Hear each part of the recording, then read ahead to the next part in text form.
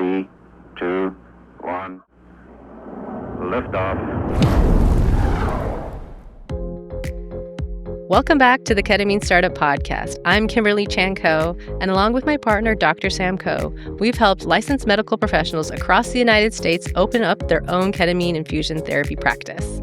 On this podcast, we share the realities of starting a ketamine clinic, marketing it, and more. Today, we're driving into part 2 of our Season 1 highlights, bringing you more of the most valuable insights from our conversations over this past year. From the challenges of starting a private practice to the professional and personal growth that comes with this work, these clips capture some of our biggest takeaways.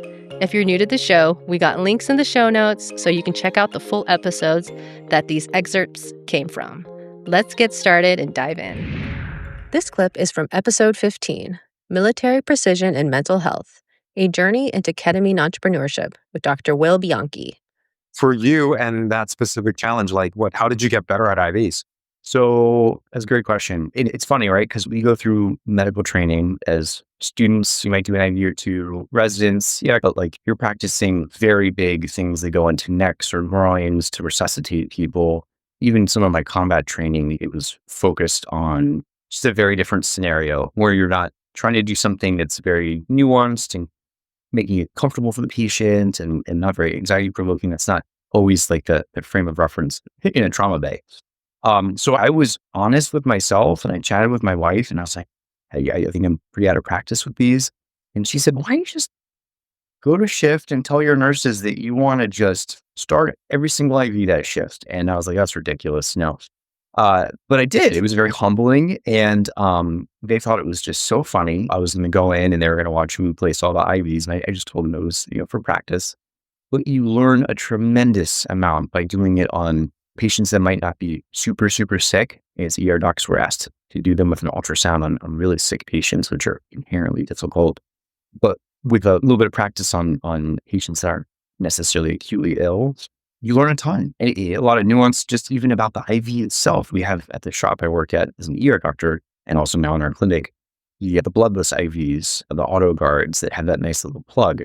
And whereas in the Navy, they have the cheapest IV possible and you put it in and inherently the patient was bleeding all over the bed. And it's an ER. It's a mess. It's military. Put it in my mind. I was like, that is just not at all congruent with a relaxed and peaceful therapeutic ketamine journey.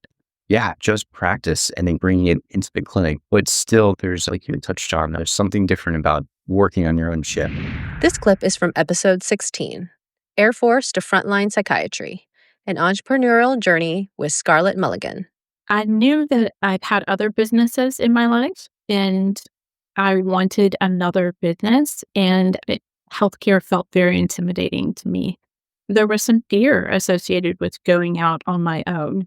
I liked the illusion of the security that a W-2 paycheck brought me, but it is an illusion. The once I really started wrapping my mind around, honestly, they could cut me in any time and I would be out of a paycheck. And then the other thing that kind of came to mind was, if they're willing to pay me this much to work for them, why am I not willing to pay me that much to work for me? And so these were some shifts in my mindset, but my discomfort of seeing these patients suffer, knowing that I could participate in the solution, that discomfort became greater than my fear of launching. And I knew that my 80-year-old self would rather have the regret of failure than the regret of never trying. That is so beautiful. And I really like this concept of the illusion of the W-2, because you're absolutely right. When we have that employee model, it's, you could get fired anytime, or at least in the emergency medicine world, if that corporate group or whatever group you're working for loses the contract with that ER or the hospital, then it's okay, now what do I do? And so in a way, it truly is an illusion. Although it does feel comfortable getting that regular monthly, biweekly paycheck. I think it was Nassim Taleb who said, heroin and a monthly paycheck are the two most addictive substances in the world. This clip is from episode 17, Transformative Journeys, Growth, Mindset, and Psychedelic Insights with Dr. James Latham. Number one, life's going to have pain. physical and emotional, and suffering is the optional component. But you're going to have pain at some point in time. We're going to lose teeth, we're going to lose loved one, breakups, that kind of stuff. Number two, life's unpredictable. And so you just have to realize that, sure, it's unpredictable, but you are in control of your response to any event, and that's going to change the outcome. And then number three, life is constant work. And it just is, but work is when you're doing something, you'd rather be doing something else. So how do we look at work as play? So that's why I try to look at the ketamine clinic. I'm like, dude, even if I've done 50 infusions this week and I'm just burnt out, I still try to look at it as play. Dude, I get to give this person a psychedelic experience. What an honor and privilege. And I get to be a part of their story, and they become part of my story.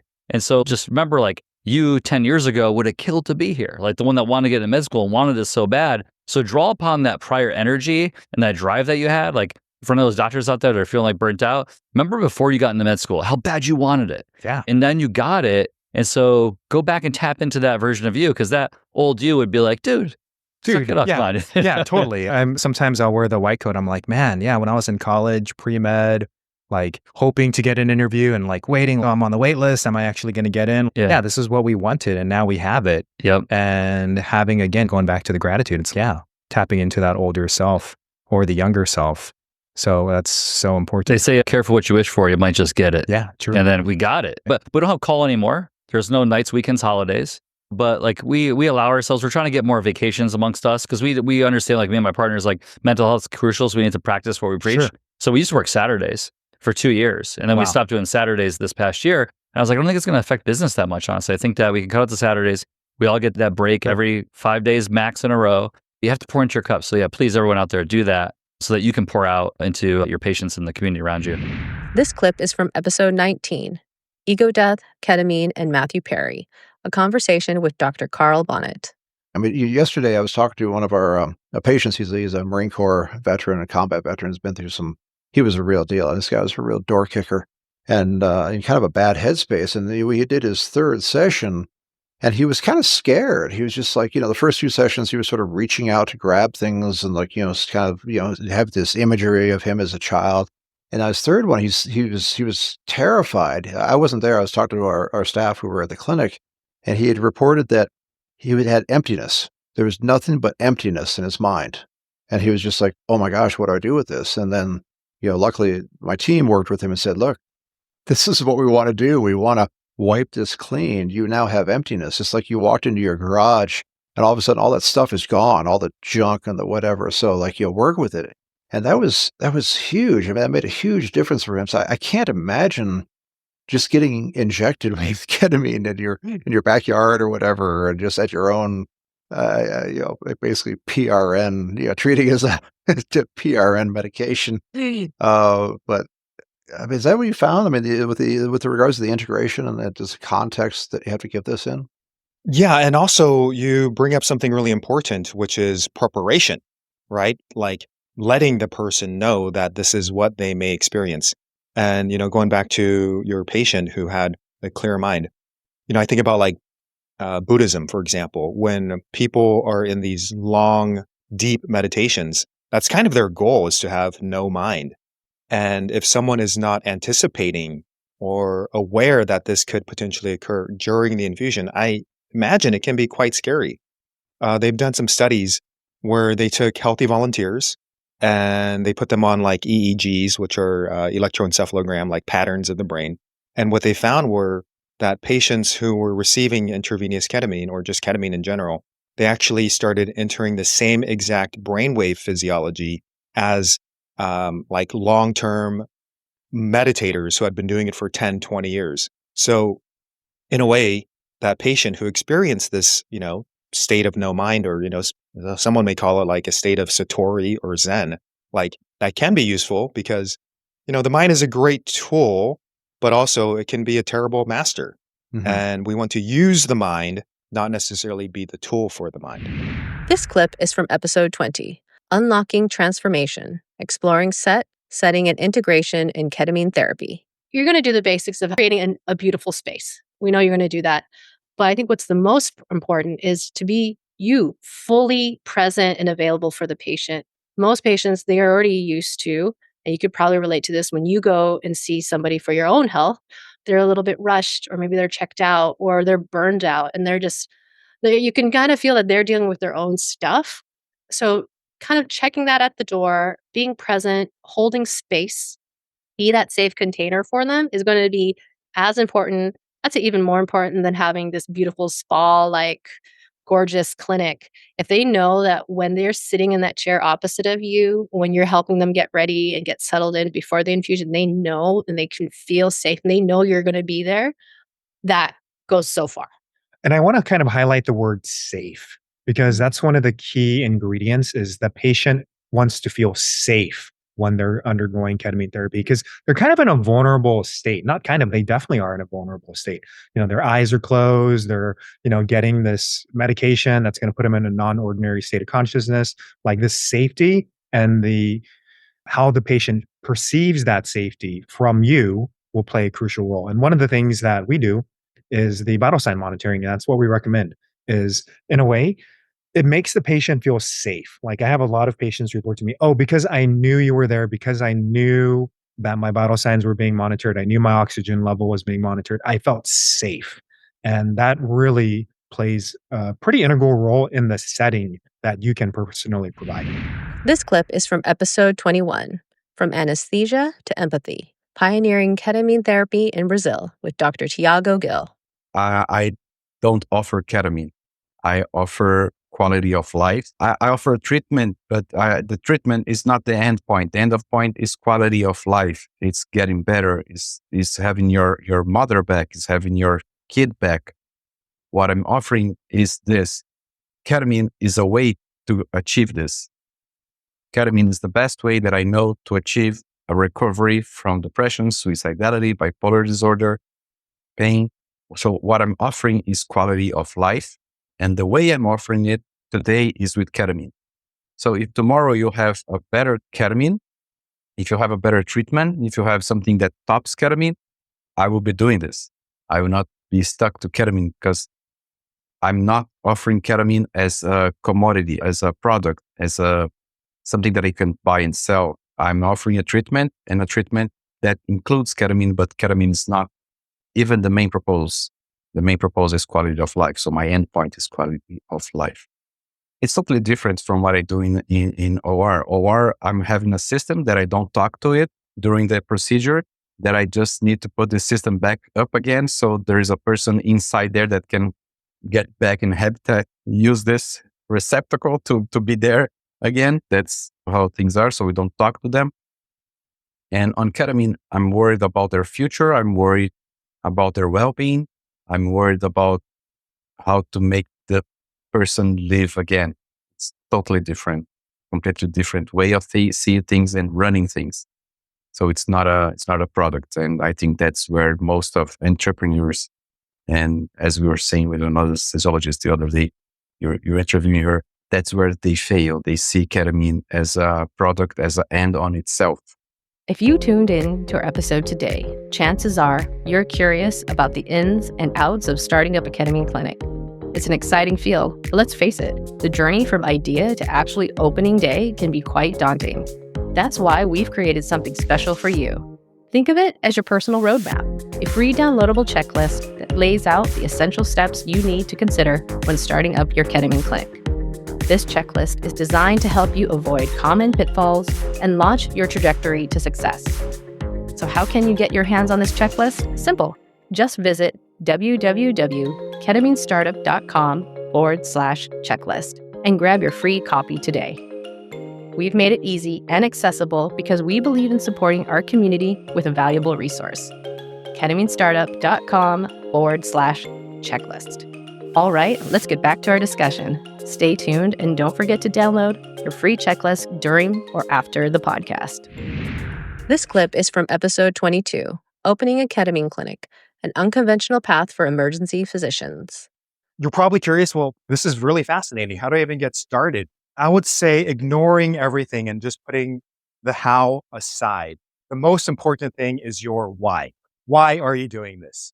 And this is going to motivate you. It's going to be part of your clinic. It's going to be part of your branding. So really knowing, why am I even starting this adventure? Because opening up your own practice is hard. There's going to be paperwork. Business might be slow. You might not get a lot of patients at first, 3 to 6 months, and you're worried about cash flow. Or your colleagues who are not in this room They might say, hey, what are you thinking, Paul, Julie? What the heck are you guys thinking? You guys are out there, get back in the ER. So you're going to face challenges, I promise you. But if you have a strong enough why, it's going to get you through that. One of my friends asked me, hey, Sam, imagine that there's a swimming pool. It's filled with toxic waste, gunk, just every pus, just everything you do not want to go through. Would you jump in that swimming pool? I said, heck no. Why the heck would I do that?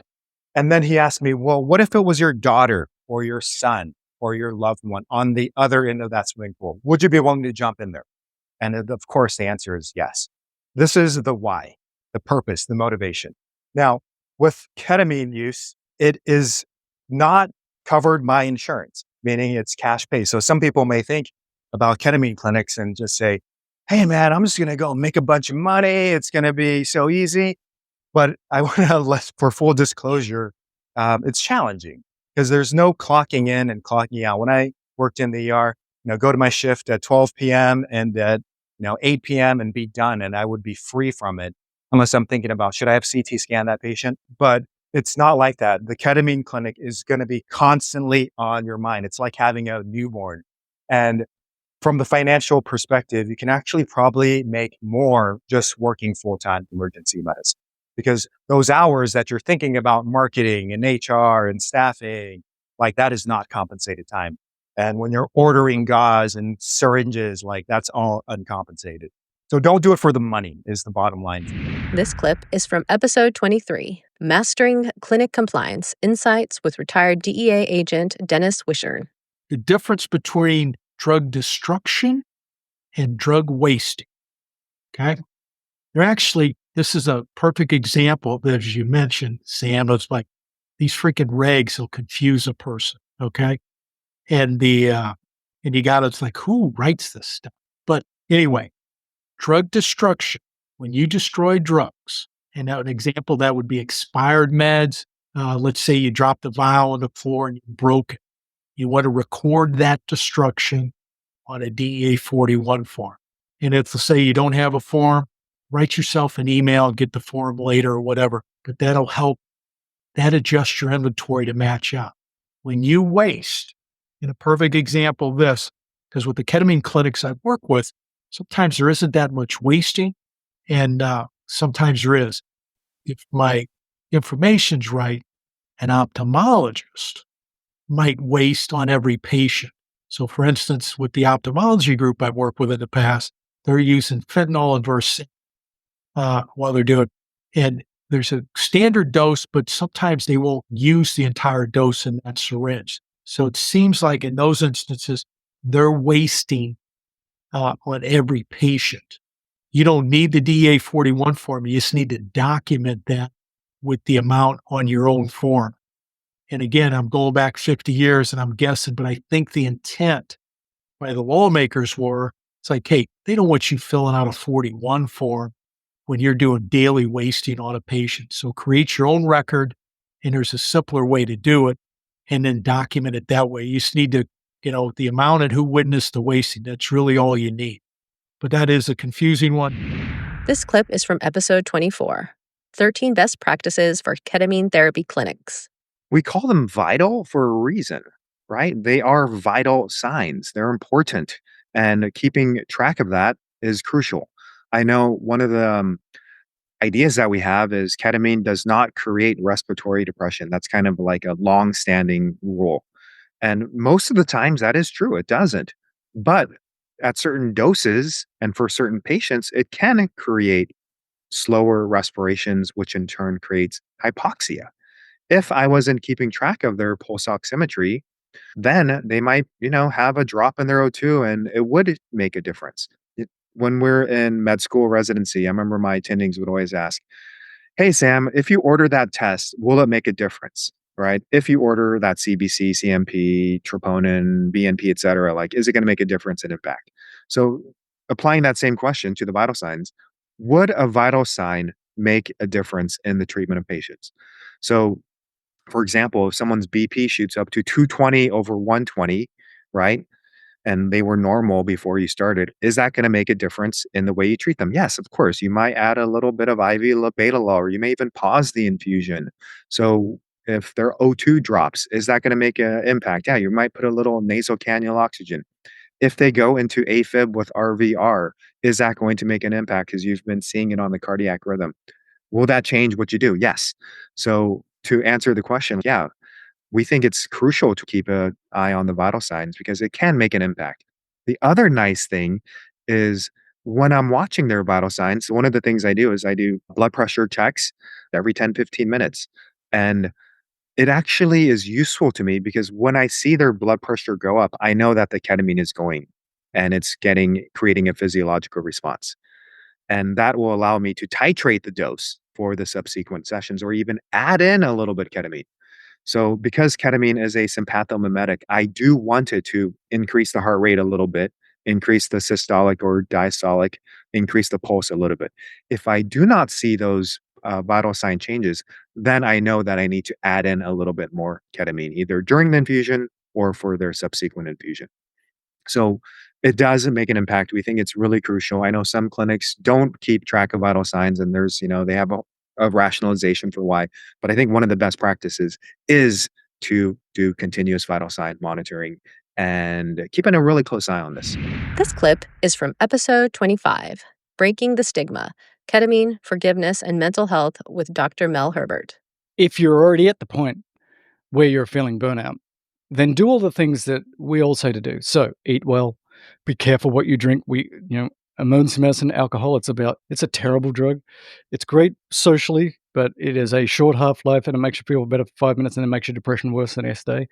So eat well, exercise, do all the right things, do your yoga, talk to friends.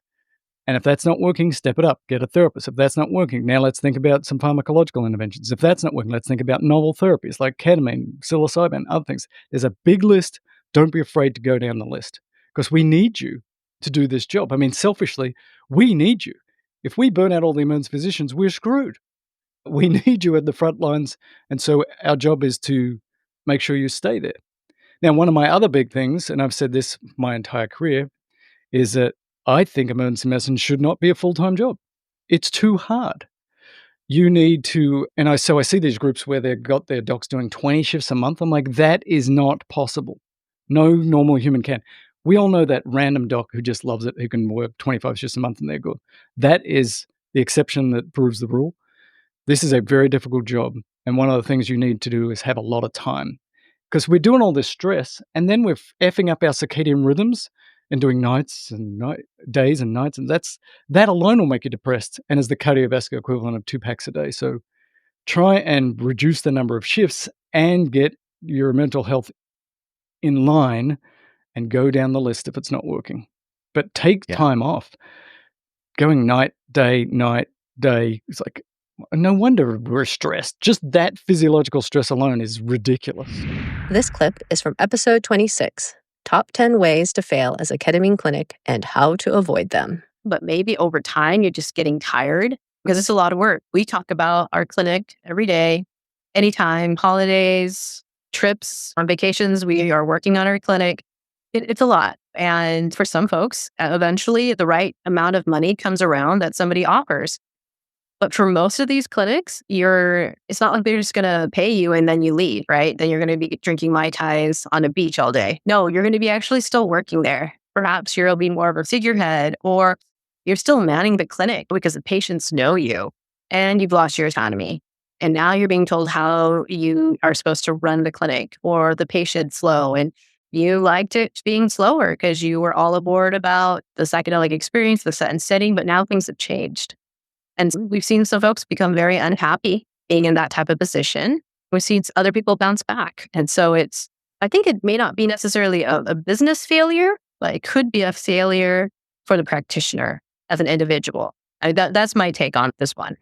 Yeah, and I think it's totally fine to get investors, but as we had mentioned, the wrong investors. So some investors, private equity, VC, they want to find that unicorn, that latest Google or Facebook where they can invest $1,000 and get $1 million back or invest $1 million and get $10 billion back. They want to 100x or 1,000x their initial profits investment. So depends on which type of investor you get, because some people are like, you know what, that's not really our goal. We're actually just passionate about this space and we want to help as many people as possible. So there may be that kind of investor. having that discernment of who are the right people that I want to work with and that I want to allow them to enter my company to be an investor. I think that's crucial. As Kim mentioned, scaling way too early. Let's say you're at one clinic, it's not super busy, but you're like, we need to make more money. So I'm going to open up another clinic and a fourth clinic. And by then your resources are spread thin. And again, we have seen that where clinic will get acquired by a venture capital or private equity, and they feel pressure to expand. And they're like, hey, we need to grow and you need to have 10x your EBIT and you need to grow at a 50% a month or whatever. You need to open up a clinic once a month for the next 12 months or whatever it may be. And again, that's going to lead to failure because this work, it's not like McDonald's where we're just serving hamburgers and milkshakes and fries. This is work. And again, the patients are very vulnerable, can be very vulnerable or enter that vulnerable space. And I think scaling too early, taking on the wrong type of people to invest in your company would be a huge mistake. And this wraps up our Season 1 highlights. It's been an incredible journey sharing these conversations with you, and we hope these clips provide some inspiration, insights, and actionable takeaways for your own clinic journey. If you heard something today that piqued your interest, don't forget to check the show notes for links to the full episode. And as always, thank you for listening.